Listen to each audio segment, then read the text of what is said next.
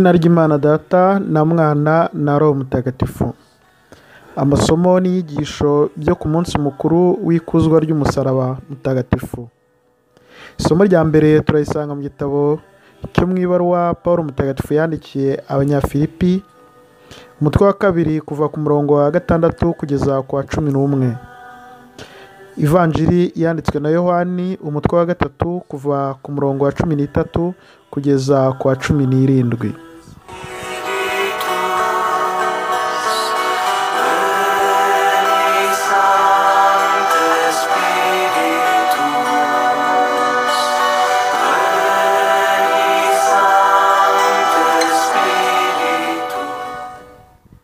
Isomo ryo mu ibaruwa Pawulo Mutagatifu yandikiye Abanyafilipi.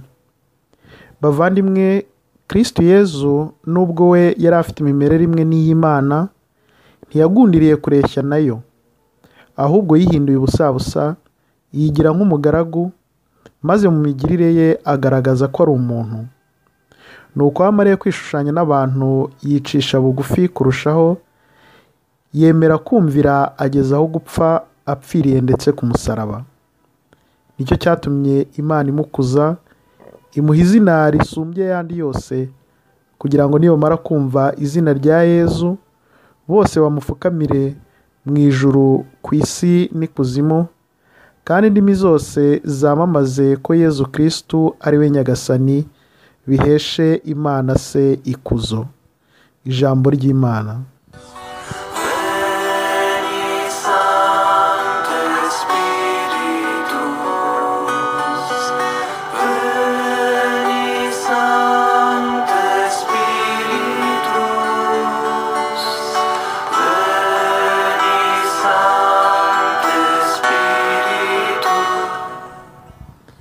Amagambo yo mu Ivanjiri ntagatifu uko yanditswe na Yohani.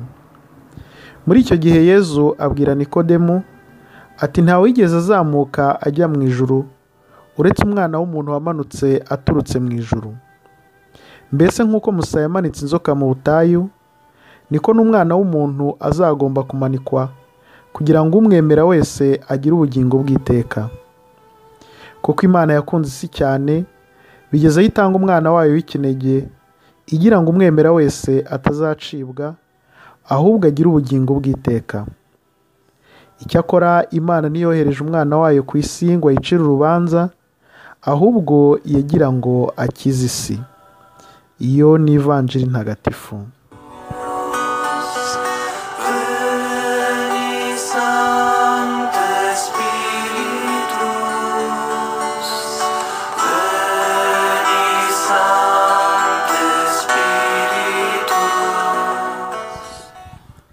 Turahimbaza none tariki ya 14 z'ukwezi kwa 9, umunsi mukuru w'ikuzwa ry'umusaraba mutagatifu wa Yezu Kristu. Ku mukristu, umusaraba ni ikimenyetso cy'urukundo ruhebuje Yezu Kristu yadukunze akatwitangira. Urukundo nyarwo rero, nk'uko aya masomo tumaze kumva abitwereka, rugusunikira kugira icyo ukora ugikoreye uwo ukunda cyangwa ugikoreye abo ukunda. Mu isomo rya mbere mu ibaruwa Pawulo Mutagatifu yandikiye Abanyafilipi, twumvise urukundo rwa Yezu. Akunda abantu, rwamusunikiye kwitanga no kwicisha bugufi byimazeyo, akitangira abantu, apfuye agapfira ku musaraba. Mu Ivanjiri naho twumvise urukundo rusunikira Imana kudutangira no kutwoherereza Umwana wayo. Imana ntiyagundiriye Umwana wayo, maze bigaragaza urukundo Imana idukunda, itagundira Umwana wayo imutwoherereza kudukiza.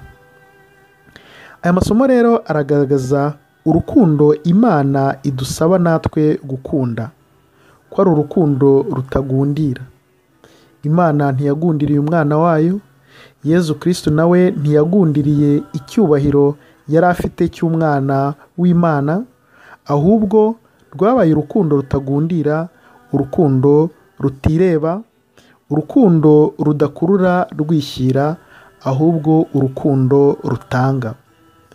Kuri uyu munsi mukuru w'ikuzwa ry'umusaraba, tugomba kuwigiraho gukunda nka Yezu Kristo. Urukundo rwacu ruturimo twarutewemo n'Imana igihe iturema. Turebe rero niba dukunda nka Yezu Kristo. Turebe uko turukoresha. Niba natwe urukundo rwacu rudusunikira kugira icyo dukorera abo dukunda, cyangwa niba turuhindukiza turucurika, aho kugira ngo turebe abandi, ahubwo rukaba ari urukundo rwireba, urukundo rutareba abandi, ahubwo ari urukundo rwireba. Tumenye kandi twige gukunda nka Yezu Kristo, gukunda nk'Imana, urukundo rutagundira, ahubwo urukundo rudusunikira kugira icyo dukora tugikoreye uwo dukunda cyangwa abo dukunda. Mugire umunsi mwiza. Nari Padiri Janvier, naho ubutaha.